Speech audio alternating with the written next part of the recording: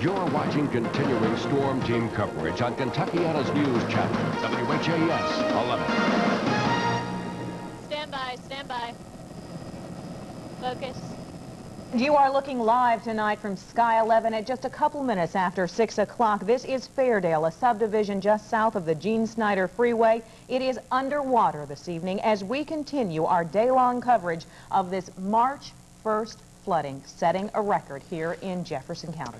This, in fact, begins our 12th hour of continuing coverage of this major disaster that is affecting many people and neighborhoods in Kentuckiana. 8 inches of rain so far here today in Kentuckiana in the last 12 hours, and perhaps more to come. Let's check in first of all with meteorologist Ken Schultz. Ken?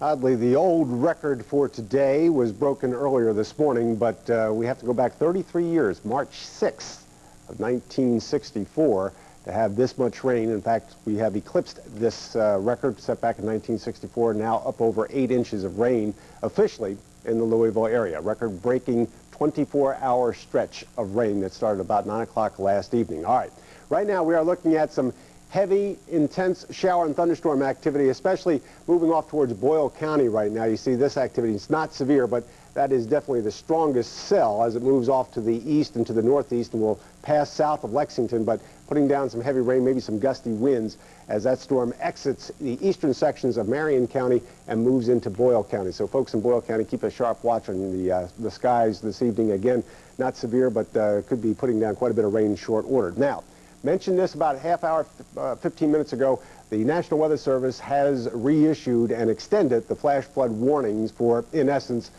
the southernmost counties of Indiana and all of central Kentucky until 9 o'clock this evening. And the reason for that is this area of rain right now, moving up through Breckenridge, Hardin, and Grayson counties. This rain, again, we're not talking about severe storms, but we're talking about heavy downpours, rate of rain about 1/4 to 1/2 inch an hour with these storms as they track off to the northeast. So at the moment, we are looking at some rather heavy rainfall over parts of central and eastern Breckenridge County, around Hensley, Garfield, Harn, over towards Cutter. This area getting some heavy downpours. It also looks like just north of Summit in Hardin County, a heavy downpour around Axtell in Grayson County. Heavy rain. This is why they have extended the flash flood warnings for our area. This rain is going to be moving up and over the Louisville area over the next hour. Rainfall intensities will increase for a while, and we could pick up a quick 1/4 to 1/2 inch of rain in short order. Now, south and southwest of that, you can see the rainfall rates diminish somewhat, so this is not going to be a 3-4 hour long downpour like this morning,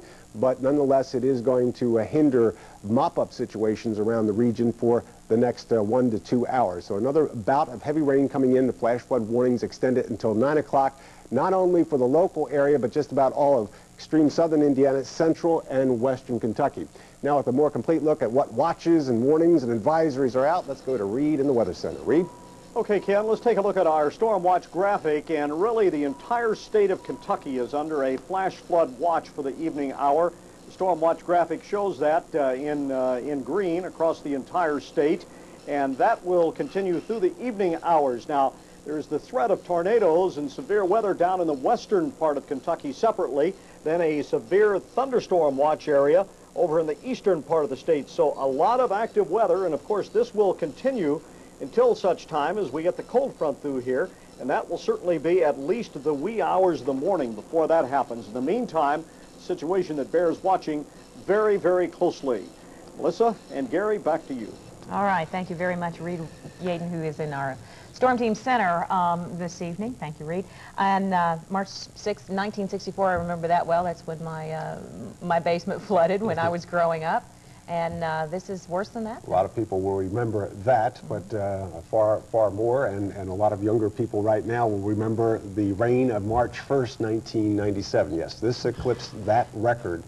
And, you know, if you added this amount of rain to our February total in less than 30 days, right, we've had over 10 inches of rain. But this, is, of course, starts a brand new month, so the counter was reset here this morning. But we're talking about a phenomenal amount of rain, something that sometimes we talk about 100-year rain, you know, a 500-year rain. You know, this is one of these episodes that, well, occurs maybe once every 50 years, and we're still adding to it. The fact of the matter is it's not over. whereas with Yeah. March 6, 1964, it ended with less than 7 inches of rain. We're adding to the total now. We have another batch of heavy rain that's coming up towards us from the southwest, and then we have the threat for another round of heavier thunderstorms, maybe even some severe thunderstorms coming up later on tonight, perhaps holding off until after midnight. But again, the potential exists at least for the next 12 hours to add to that total. Ken, for those just joining us, the amazing thing today is how this clung to the Ohio River, how it moved from west to east and really kind of spared the northern parts of Indiana. Yeah, meteorologically, we call this the training effect. It's like a train going down the track, each individual car being a thunderstorm cell or a blob of rain, so to speak. That passes a neighborhood, but right behind it comes another one, and it just continues to develop, and the upper air winds are such that the same area gets the rain constantly over a period of, well, in this case, about 6 to 8 hours. And that's what happened. That's what set up. What helped to break that activity for a while this afternoon was that batch of severe weather that occurred to our south, and the severe weather we had. I was watching Beth's talking about it was just sucking the activity out of a lot Basically, of water. that warm, moist air hit that line of thunderstorms, and instead of spreading up towards us, it went directly up in the atmosphere, kind of stopped there. So it gave us a bit of a break here during the afternoon. We still had light to moderate rain, but not that intense rain that we had earlier in the morning. Now, that particular area has now moved off into the mountains of eastern Kentucky, so once again, the atmosphere is wide open to allow that warm, moist air to move back over us. So that's why the rainfall rate may be picking up here over the next hour. And that is why that flash flood warning has been extended till 9. The threat continues overnight. The flash flood watch actually continues right on until dawn tomorrow morning. And as you can see there from Sky 11, the picture, the people in this subdivision, in this trailer park, and in subdivisions across southern Jefferson County cannot afford another drop. But the fact of the matter is, we may be getting quite a bit more. Let's go to Julie Koenig, who has been doing yeoman service for us up in Sky 11 all day long. She's been here almost the entire 12 hours. And Julie, now you're in a trailer park, and it looks like the water is not too deep because some cars are moving there, but this is not a good situation. Looks like Venice.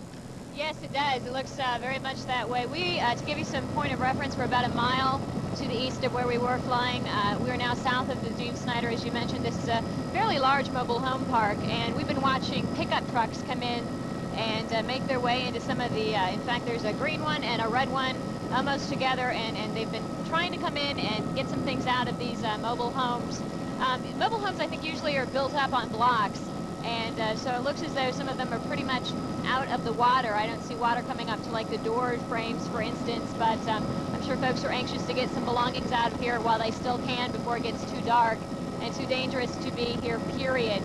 You can see the water is very deep in some parts. There's a green truck that's driving down, and the water is almost to the headlights. In fact, the headlights are kind of glowing beneath the water now from what I can see.